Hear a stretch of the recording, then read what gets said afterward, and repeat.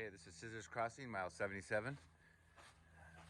It is February 19th, 2021. And you can see, oh, there's a Powerade in there. And I don't know, about 20 gallons of water. This is ramped up normally once the season starts from the kind people that do this. You can see he has some garbage, which is huge. Great place when it gets hotter. You guys going later to get out of the sun. You can camp under here, take a break, a nap, especially if it's raining, let's say, or something. You have a cold day, you can get out of the rain. Where I camp, there's some camping spots right over there if you want to set up your tent. And next is leaving Scissor Crossing, going this way. As you get back on the PCT from Scissor Crossing, these are the views you'll be greeted to at the beginning. As you leave Scissor Crossing, it gets pretty steep for the first mile and a half, but after that, it's very gradual, as you see right here. Your goal after leaving Scissor Crossing is to get to Third Gate Water Cache. Scissor Crossing is at mile 77, and Third Gate Water Cache is at 91.2.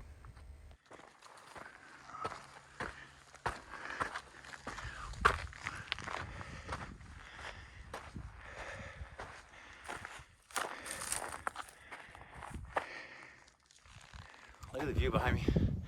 The views along this section are stunning, but just know you're going to be exposed to the sun the entire way.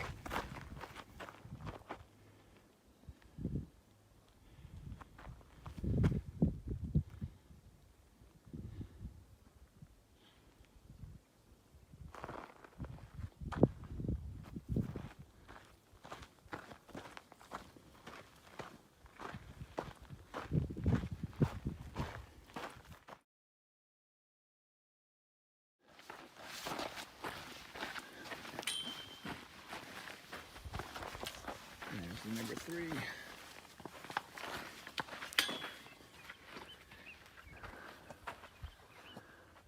Once you get to the third gate, you'll see this intersection. That is the PCT that continues that way. You'll want to head towards this water sign this direction to go to the water cache. Going steep downhill now. You saw the sign.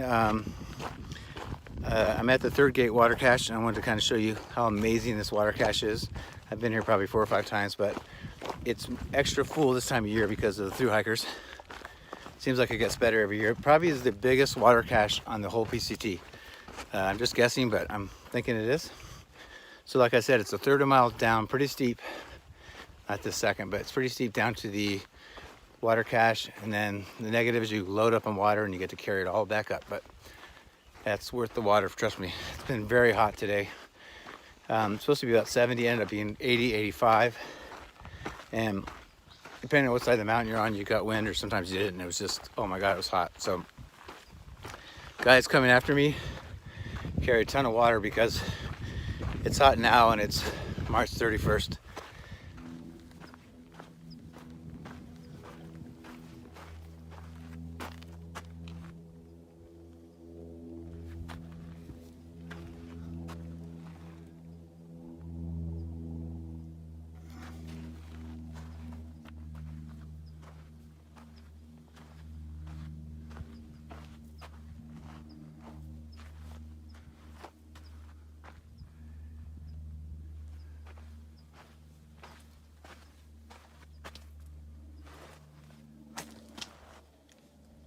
I'm gonna show you my view right now.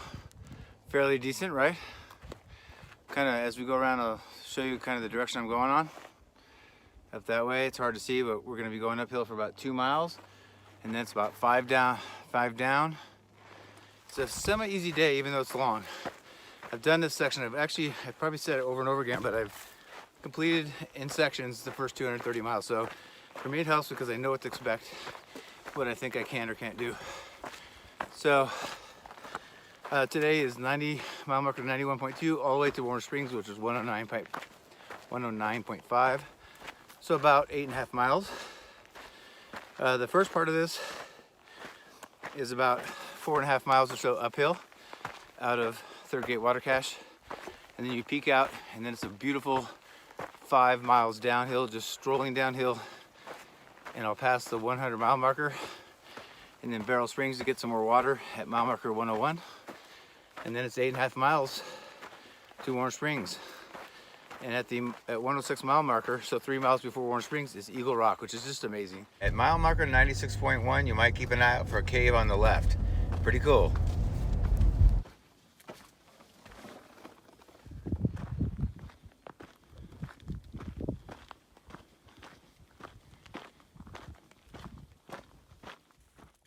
You have now reached mile 101, which is Barrel Springs.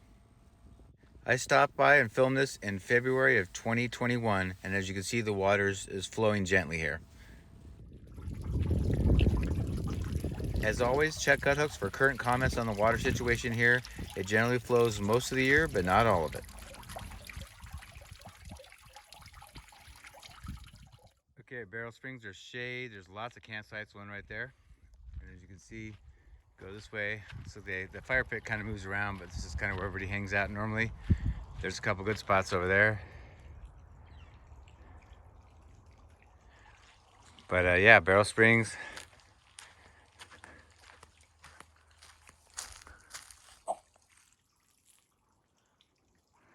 As you leave Barrel Springs, you'll get to this road that you're going to normally cross to keep going. If you go this direction, you'd eventually get to Warner Springs. And what I'm going to tell you about now is a new stop called Ranchita, California, this way.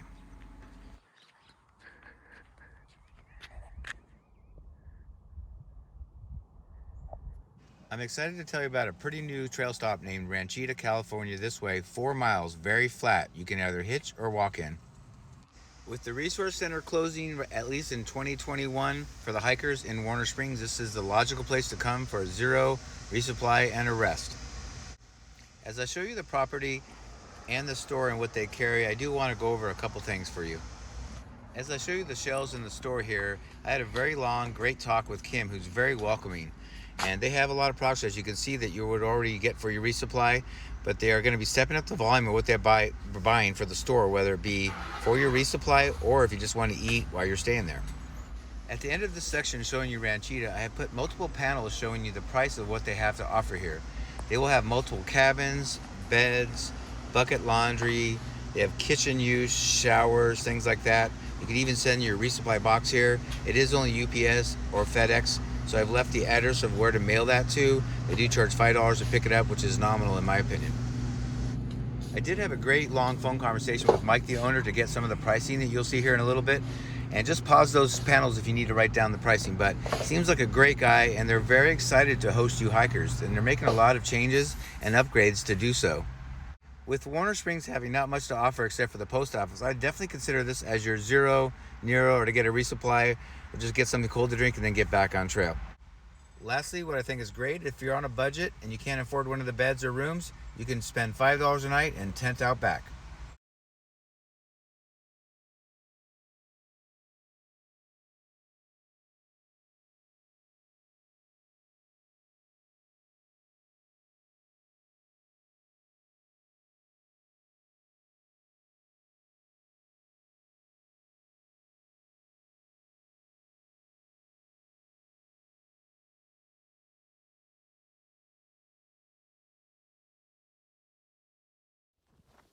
Once back on trail at mile marker 101, you only have 8.5 miles to get to Warner Springs.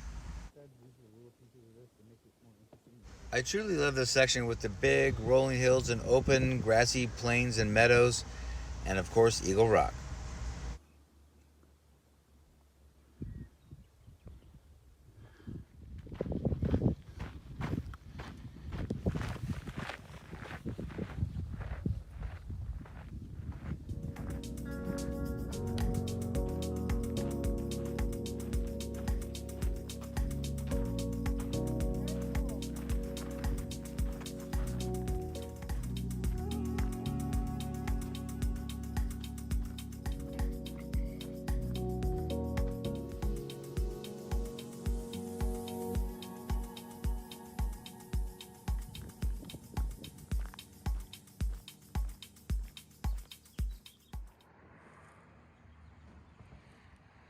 So here we're at the fire station here, and just talked to the captain, and we have permission for the hikers to use the water spigot here.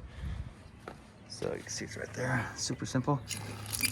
And he says it's drinkable. You don't have to filter it, but you can filter if it makes you feel better. But that's here if you need it. Right off, you come off the trail right here. Fire station's right here. Get your bearings. There's the fire station right over there, straight ahead. You come down this road. There's the resource center. And I'm going to show you the post office is 1 mile down this way, and convenience store.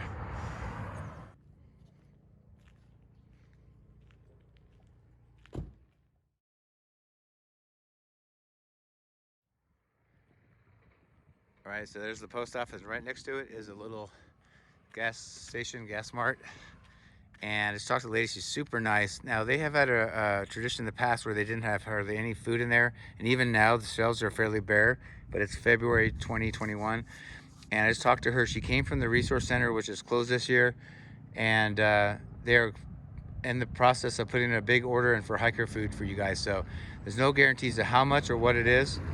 But I would definitely check this out if you need to get a whole resupply or top off what you have and maybe you don't have enough.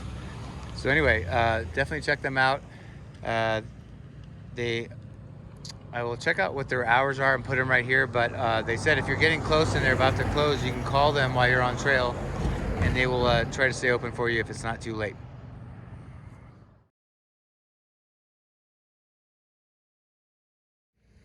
All right, so this is normal. You can get a meal here and even a room, but for now it's closed because of COVID. This is February 2021.